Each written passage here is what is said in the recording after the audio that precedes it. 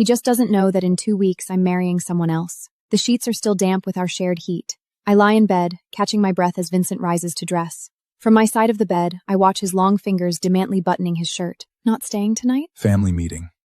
Be good. That again. I sit up, letting the sheet pool around my waist. Vincent's hands pause for a moment before he moves to knot his tie. Vincent. Nothing. I'm leaving.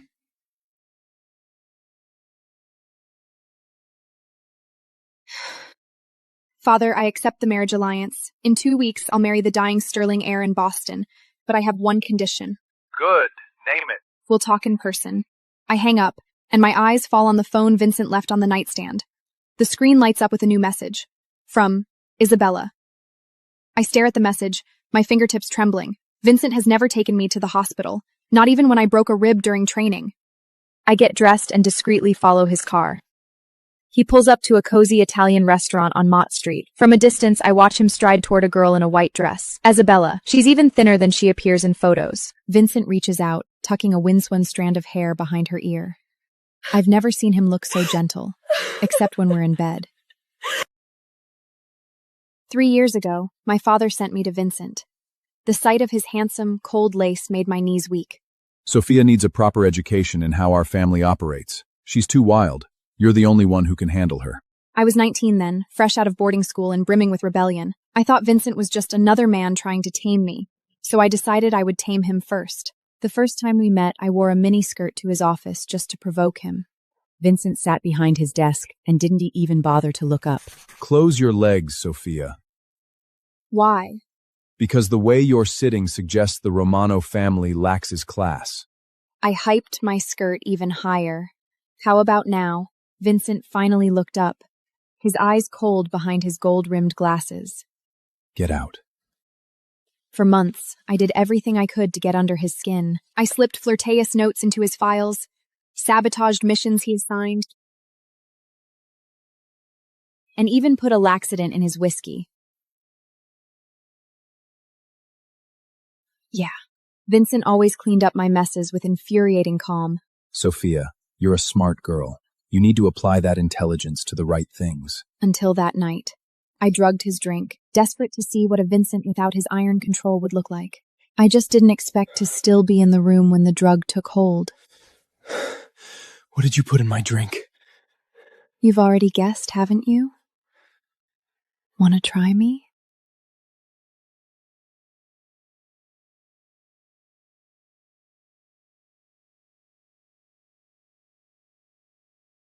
Miss, we're closing. 5 more minutes.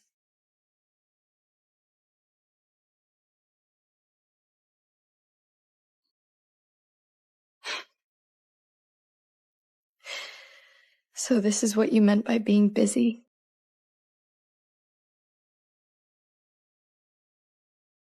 What was I to him? A fuck buddy? A tool?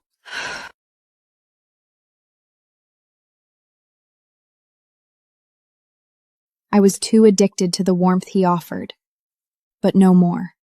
Vincent, we are done. I dosed a wine bottle to smash every single picture of Isabella in his study.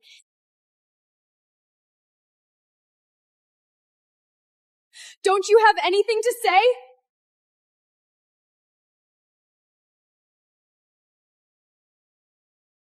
Clean up the mess. And take care of her.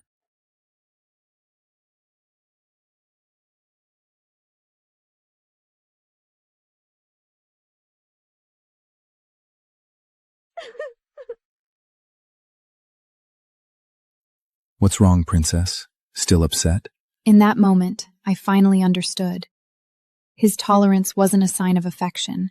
He simply couldn't be bothered to argue with me.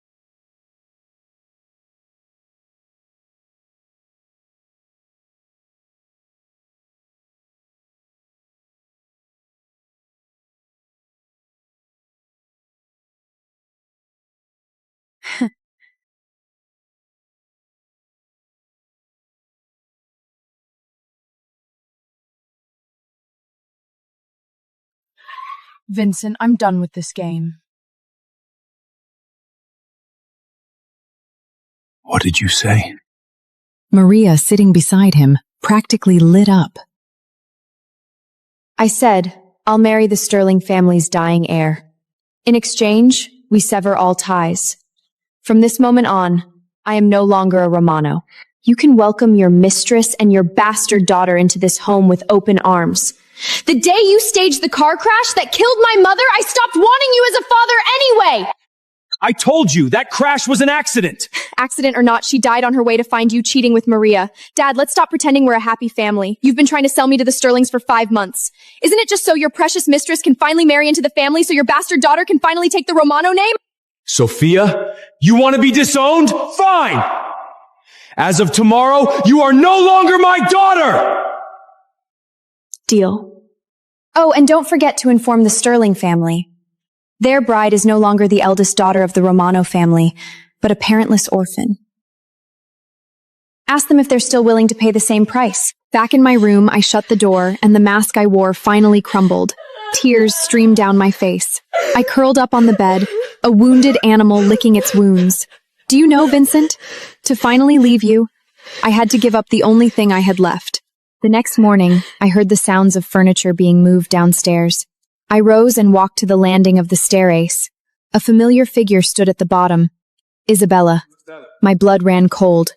She was that new daughter, my stepmother's daughter. Isabella stood at the bottom of the stairs in a simple white dress, the picture of fragile innocence. She spotted me, smiling like an angel. You must be Sophia. I'm Isabella. It's a pleasure to finally meet you. I didn't answer, just stared down at her. Don Romano emerged from the living room. Seeing Isabella, a rare look of paternal interest crossed his features. Isabella, you must be tired from your journey. Have Sophia show you to your room. Thank you, Uncle Romano. Take Sophia's room. It gets the best light, perfect for your recovery. I turned to him. My room? From now on, it's Isabella's room. You can move to the 3rd floor. There's an empty guest room up there. A cold laugh escaped my lips. No, thanks. I went back upstairs and began to pack. 30 minutes later, I was dragging my suitcase down the stairs. Don Romano saw my luggage and frowned. Where do you think you're going? I said without looking back. I'm leaving. Since I'm no longer a Romano, there's no reason for me to stay here. He yelled after me. Sophia! Your wedding is in 2 weeks! Don't be ridiculous! I know. I pulled the door open. I'll be at the wedding to fulfill our agreement. The door slammed shut behind me. I drove away from the Romano estate without a second glance. I thought about calling a friend, but then I realized I didn't have any. The people who flocked around me were only there for the Romano family's power and influence. Now that I'd been cast out, who would bother with me? As dusk fell, I dragged my suitcase aimlessly through the streets. Finally, I found an empty bench in Central Park and sat down. The night grew deep. The park was quiet, save for the distant hum of traffic.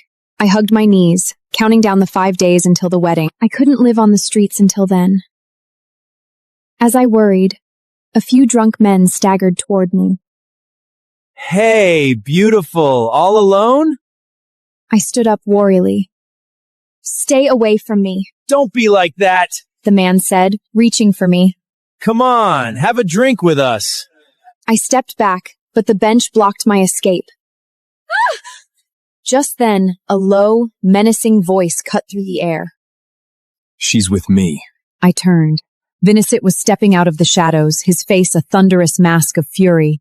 The drunks took one look at his imposing presence and scrambled away. Vincent strode toward me, his gaze taking in my suitcases, then the bench. Homeless, and you still won't come to me?